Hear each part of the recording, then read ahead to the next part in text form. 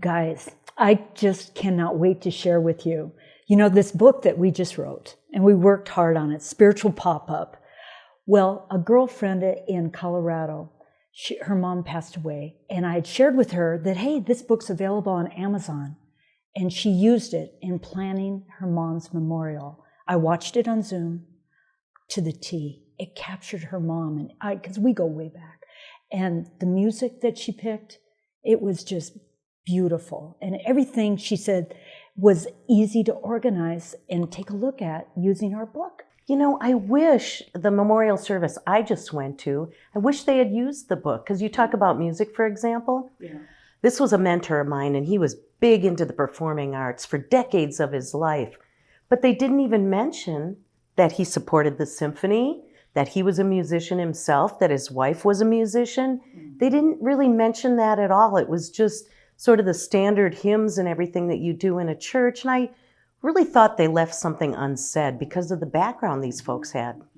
And I think that you were saying about the following the book, she must have used the legacy part also, and how much easier it is when you have some questions and some ideas that you can kind of fill in the blanks in that. Exactly. And because her siblings live in different states, they could ask the same questions of each other. And they each and all got to contribute and wrap it into the memorial service so that they captured it. Everyone was included, but it was authentic. It was authentic to who her mom was. With the funeral that you went to then, how did the legacy part go? You know, unfortunately, they missed decades of this person's life.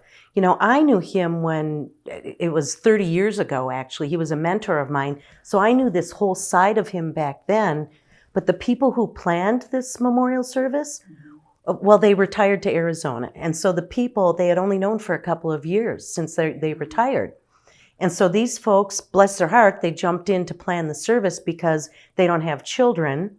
And they really didn't have any close friends there in Arizona. So these great people that are part of their church jumped in and planned it. But all they knew was really the last 2 years of this guy's life. And so they didn't know that back in his 20s, for example, he was this great musician. They didn't know that his wife was actually a writer, too. She wrote poetry.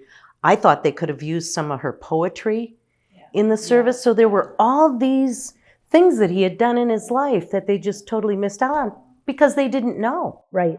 And this allows for a tool to capture all of that, either through a family member to coordinate it, or even better, that we do this in advance for ourselves. And you certainly don't want to do that when you're grieving. No. So it's so much easier to follow that book. It makes it so much easier to have those pieces in place so you don't have to do it with the loved ones that are grieving already. Well, with my friend, what happened was he died very suddenly from an illness and very young. He's only in his 60s. His wife was so distraught. There was no way she was capable of planning a memorial service. So that's why she just turned it over to, honestly, people that are really kind of strangers in their life. So it was just such a sad thing, but there's no way that could have been put on her plate. It was really a gift that your friend had somebody do this ahead of time. And that would be us writing this book. I mean, this allows for celebration of life. It is a gift to the family. And I think what's even better, we have the option of individually filling out the book, or like we've planned for, if a group of people wanted to come together as an organization or just eclectically coming together to share as a group and celebrate this life, record what's special, scripture, our words, our songs, and honor this presence on earth together. You know, I'm kind of into music. And so I was talking to somebody about this, and I brought up the music thing. And they said, well, we would have the particular hymns that the pastor would pick. And I said, why do you have to take the hymns that somebody else chose? What music speaks to you in your life?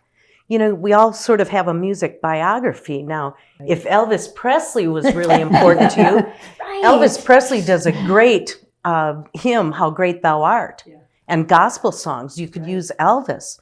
Or if somebody in your family is a musician or a friend does some kind of recordings, why not incorporate some personal music into that service rather than just taking sort of the standard tradition? And it's so good to have that written down. Yeah. And so people won't have to guess Right. what their favorite songs you were. know, and I think the resources we provide, the lists of songs, the lists of scripture, the lists of quotations, we start to fuel the fire, and it's contagious. And it's almost giving them permission to personalize this service, because I think many of us grew up in sort of a traditional, perhaps religious household where this is the way things were done. But today, you really want to personalize so that people know something about you as an individual.